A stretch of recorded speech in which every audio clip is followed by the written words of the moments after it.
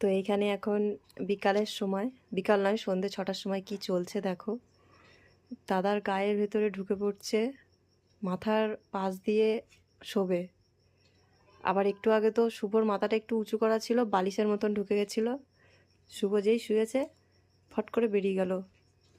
দেখো ও দাদাকে নিজের মাথার বালিশ করে শোবে।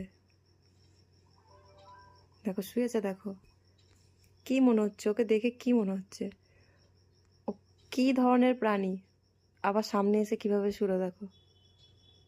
দেখো সঙ্গে সঙ্গে চোখ বন্ধ হয়ে যায়, সঙ্গে সঙ্গে ঘুমিয়ে পড়ে, আবার সঙ্গে সঙ্গে ঘুম থেকে উঠেও পড়ে। এটা কি ধরনের ঘুম জানি না বাবা। আর আমাদের সুজিকে দেখাই, এই যে আমাদের সুজি বেচারি কিভাবে শুয়ে আছে দেখো। ওর তো ঠান্ডা ঠান্ডা লাগেই না, ওর নতুন চারপাইতে শুয়েছে কি সুন্দর রিল্যাক্সে, আবার দেখছে টুকি দিয়ে। এরা এরকমই ঘুমায় মনে হয়, মুখটাকে সামনের দিকে করে। বড়টাও এরকম শুয়েছে, ছোটটাও ওরকম শুয়েছে। সুজি মেয়ে বলে একদম পিঙ্ক পিঙ্ক। আর আমাদের ছোট্ট পপ্পি যেটা, ওর তো এখনও নাম রাখিনি, তাই পপ্পি পপ্পি বলছি।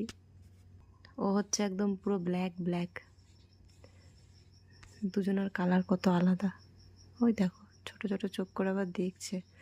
আমার মনে হয় আমি এখন ভিডিওটা করছি বলে এদিকে মুখ করেও শুলো, নাহলে এতক্ষণ যা শুভর সাথে করছিল আমি ক্যাপচার করতে পারলাম না সম্পূর্ণটা।